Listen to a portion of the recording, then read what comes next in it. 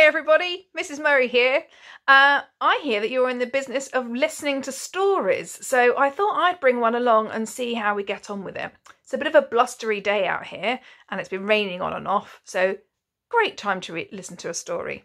This is one that I've read to my daughter over and over, and it's a little bit dog-eared at the end now and a bit eaten up. In fact, it almost looks like it's got tooth marks on it as well. It's called Little Red, and it says a fizzlingly good yarn, which means a great story. And it's been retold by Lynn Roberts, because I expect you think, oh, I know this story already. But in actual fact, it's a slightly different version. Let's find out more. By the way, the illustrations are amazing. Look at the forest. What different things can you see? If you look at the trees, there's something unusual about them. Have a good look out every time we look at some trees and you'll see more. So there's the publishing page and the title page. And then here we are, page 1 and 2. In a time not long ago, and in a land much like our own, there lived a young boy. His name was Thomas. But for some reason, everyone called him Little Red. I can't imagine why, can you?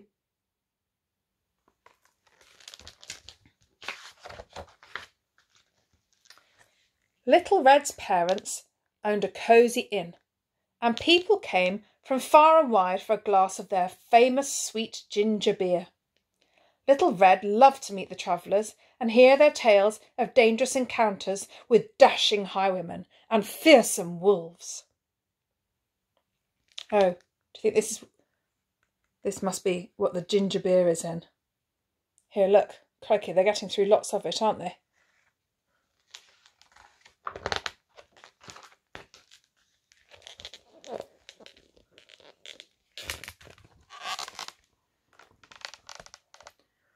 One day, Little Red was getting ready to visit his grandma, as he did every week, with a basketful of delicious treats and a week's supply of ginger beer. "Grandma's favourite," declared Little Red, as he put the keg of ginger beer in his basket. That's a fabulous illustration. It looks like we're looking down from the ceiling, doesn't it? Wonder if you can work out how they've made that happen. How they've made it look like we're up at the ceiling and everything else is down below. And look at who's coming through the door. I wonder if that person is here. There's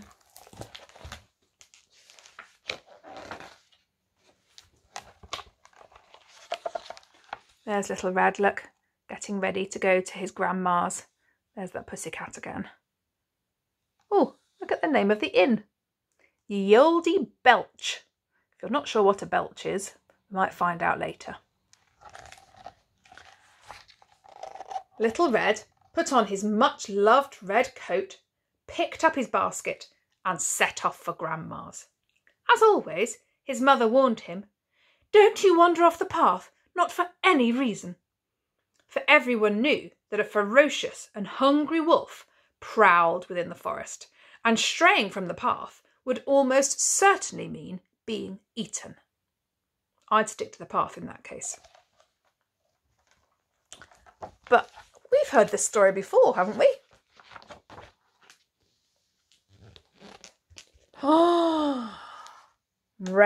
Little Red skipped along the path, unaware that the wolf was secretly watching him. "He would make a tasty snack," the wolf said to himself, drooling at the thought. Look at him licking his lips. Don't forget to look at the trees while you're looking at this page. Suddenly, Little Red stopped and called out excitedly, "Oh, red apples! I have to take some of those for Grandma." Overhearing this, the wolf thought, "So Grandma's waiting for him, is she? Perhaps I can have myself 2 tasty snacks instead of 1.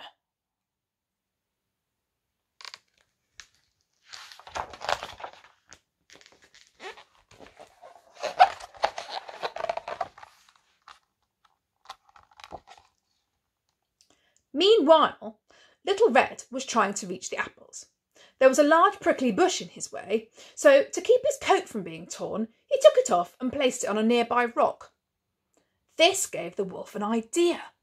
Grabbing the coat, he charged off at a terrific pace to Grandma's house.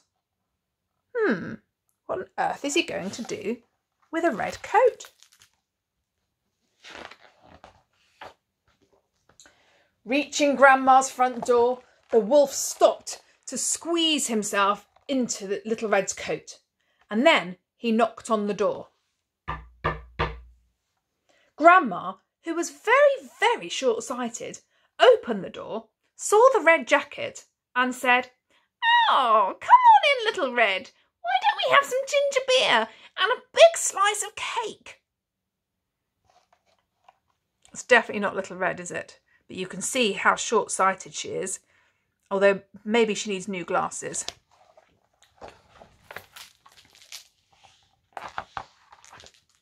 But as soon as her back was turned, the wolf pounced on her, and in 1 second flat, he had swallowed her whole. Crikey. No chewing at all? He could have choked. Oh, he didn't have the slippers though, or the wig or the glasses, or the walking stick. So maybe that's better.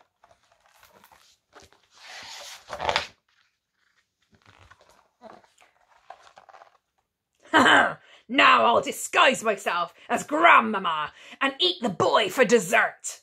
The wolf howled, and marvelling at his brilliant plan. He stepped into one of Grandma's dresses and fixed one of her wigs behind his long furry ears. He closed the drapes tight, sat at Grandma's table and waited eagerly for Little Red. Do you think you'd be able to spot that that wasn't Grandma?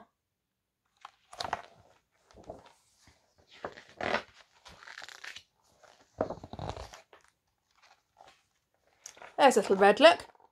He looks like he's been running, and he's losing some of his apples as they're bouncing out of the basket. Little Red arrived at Grandma's house, out of breath from running. "Grandma," he cried, "my coat's been stolen. I only left the path for a second and it disappeared." When Grandma didn't rush out to greet him like usual, Little Red began to worry. Are you in there?" he asked, stepping into the darkened room. Look.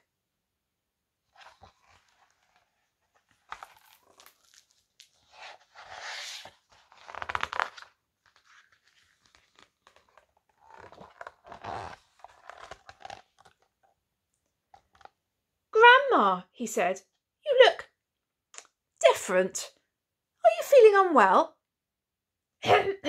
"I'm fine, dear," said the wolf sweetly. "Come a little closer."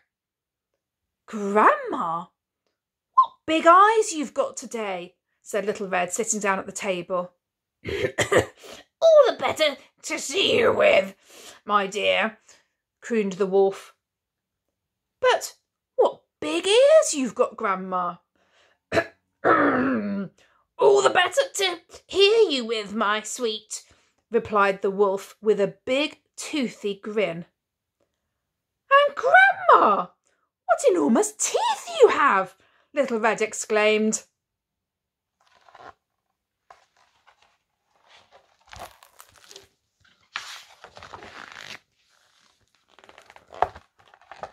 "Ha! All the better to eat you with!" roared the wolf. "What?" cried Little Red. "Don't eat me!" "You're my dessert!" growled the wolf. "Grandma was really delicious, but not quite enough to fill me up. You'll finish the meal off nicely." Terrified, Little Red looked around frantically for a way out. Then he remembered his basket and he had a brilliant idea.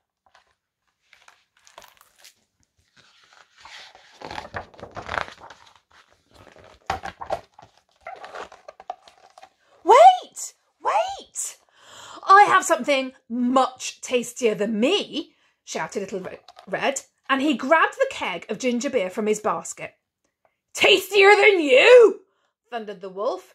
Snatching the bottle from Little Red's hand, the wolf guzzled down the whole lot, which was enough for an entire week, in one greedy gulp. Almost immediately, the wolf's belly began to rumble and grumble really loudly. There he is, look. Yeah, not even swallowing. Don't do that at home. Swallow. Oh dear, oh dear, oh dear, the wolf howled, clutching his stomach. Then, suddenly, he let out an enormous burp. And out flew Grandma from his mouth. Burp. There's that word again. Belch means another word. It's a synonym for burp. As the wolf tottered backwards, groaning, Little Red grabbed the empty keg of ginger beer and threw it at the wolf's head, knocking him out cold. Then he quickly tied a pair of Grandma's thick woolly stockings around the wolf's paws. The wolf awoke with a nasty bump on his head. "Oh, my poor, poor head," he moaned. "Eating Grandma's is becoming too dangerous. And that ginger beer was far tastier than any Grandma anyway." That gave Little Red an idea. "If you promise never to eat anyone ever again," he said, "I'll let you go and make sure you have all the ginger beer you could ever want." What do you think the wolf is going to say? I'm not sure that he's going to be able to change after eating up people forever and ever. But the wolf readily agreed. So from then on, each week on his way to Grandma's, Little Red left a keg of ginger beer in the forest for the wolf, who drank it down eagerly in spite of its embarrassing after effects. There he is, burping some more. Can you see the trees again? Still, I suppose if you can hear him burping and you can hear his tummy rumbling, then you'll know he's around. Not that he's going to do anything anymore, because he's turned into a very nice, perhaps slightly burpy wolf. There's another picture, look, with the trees in. Or is that the same one from the front? I think it's the same one. A Little Red on the back. So, I hope you enjoyed that story. Maybe you could think of a different way that you could change the Red Riding Hood story. What might happen? Where could she go instead of Grandma's? Maybe the wolf could become her friend, or Little Red's friend, Thomas's friend. Or maybe it's Grandma that turns out to be a little bit tricksy. You can choose any ending you like. I'll see you again another time. I've got more stories waiting on the shelf. Bye!